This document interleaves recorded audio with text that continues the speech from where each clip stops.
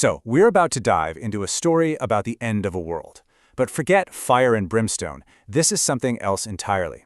It all comes down to a single choice, made at the very edge of the abyss, a choice between the quiet, peaceful pull of nothingness and a defiant, almost violent, beautiful no.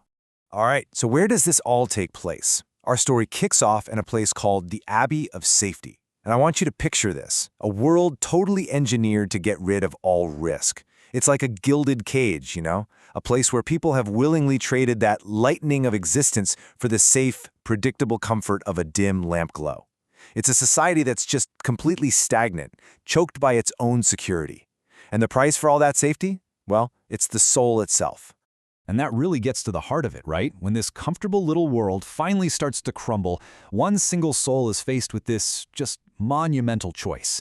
Do you just let go? Do you surrender peacefully into the void? Or do you dig your heels in, stand your ground, and affirm your entire existence? All the flaws, everything. Okay, so before we can really appreciate this act of defiance, we've got to understand what it's pushing back against. We need to get into the philosophy of the world it's rebelling against, and that is something called the logic of zero. It's this incredibly seductive, all-consuming argument for just giving up. So life inside this abbey, it's designed for comfort, but let's be real, it's a prison. Individuality, the very thing that makes you you, is seen as a problem. They literally call it a static disturbance, an error that needs to be fixed.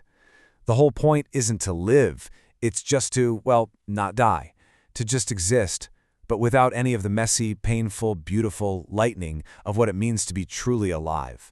And the philosophy that underpins all of this? That's the logic of zero. It basically argues that existence itself is a kind of sickness, right? This constant, agonizing tension. And the only cure, the only honest thing to do, is to just let go. Return to the peace of non-existence, the quiet of the inorganic.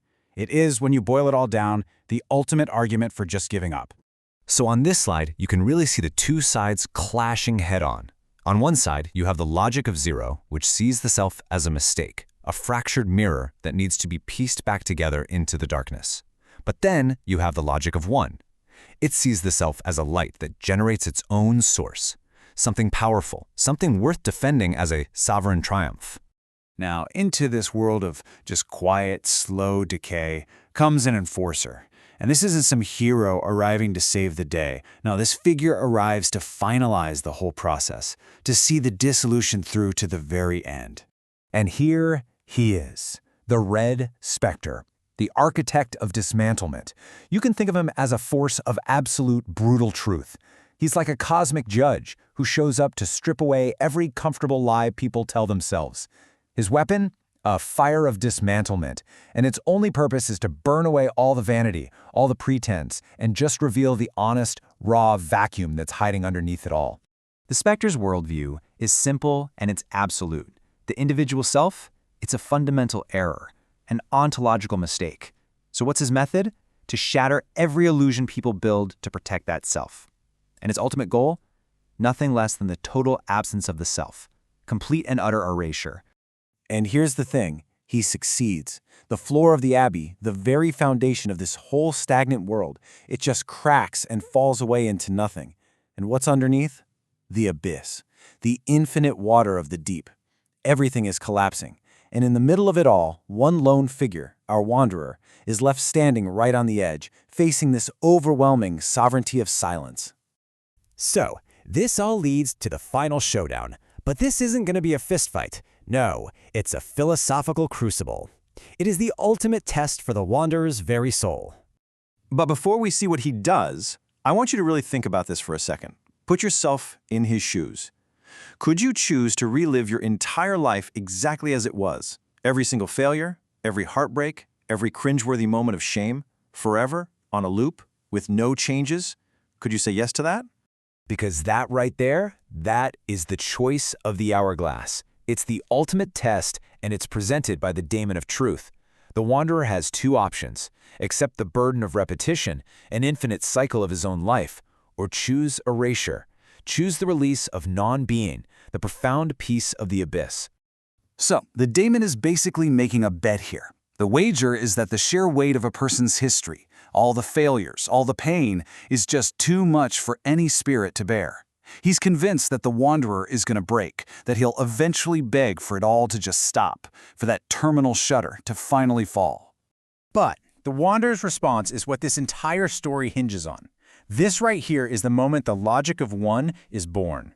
So what's the Wanderer's weapon against this all-consuming void? It's a simple but incredibly profound idea, amor fati. It means love of one's fate, and it's not just about passively accepting what happened. No, it's an active, passionate embrace of everything, the good and the bad. And so, in what can only be described as an act of radical responsibility, the Wanderer doesn't fight, he doesn't run away. He just reaches out and turns the hourglass over. He chooses to start the whole cycle all over again. That one move. That is the logic of one. It's this violent, beautiful affirmation of his own history, warts and all, as they say. He is choosing to be the ontological error. He's choosing to exist, to repeat his chemical scream against the silence of the dark, forever. Okay, so what happens when someone makes a choice like that? Well, the consequences are transformative. The Wanderer's choice, it doesn't just save him. It actually changes the very nature of the forces that were trying to destroy him. Let's go back for a second. Remember the Red Spectre's weapon, that fire of dismantlement? It was a purely negative force, right? Its whole job was to shatter, to erase, to return everything to the silence of the inorganic. Well, by affirming his own existence, the Wanderer doesn't put the fire out. He transforms it. That destructive fire of dismantlement becomes an internal fire, a fire of becoming. It turns into the very fuel for his own growth, his own ascent. And that, right there, is the ultimate lesson of this whole journey. By choosing to own his life, warts and all, he proves that true total destruction is impossible. The forces of negation, of nothingness, they're completely powerless against a will that actively chooses to grow. So, in the end, the Wanderer doesn't get some big reward. No crown, no kingdom. He's still alone, the solitary iconoclast walking away from the ruins. But make no mistake, he is triumphant. He has become the living, ongoing proof that the individual self can stand up against absolute negation. And so that leaves us right back where we started, with the same question the Wanderer had to face. If you were standing there at the edge of the abyss holding the hourglass of your own life, what would you do? What moments, what struggles, what joys, what parts of your story would give you the strength to turn that glass over? What in your life is worth affirming forever?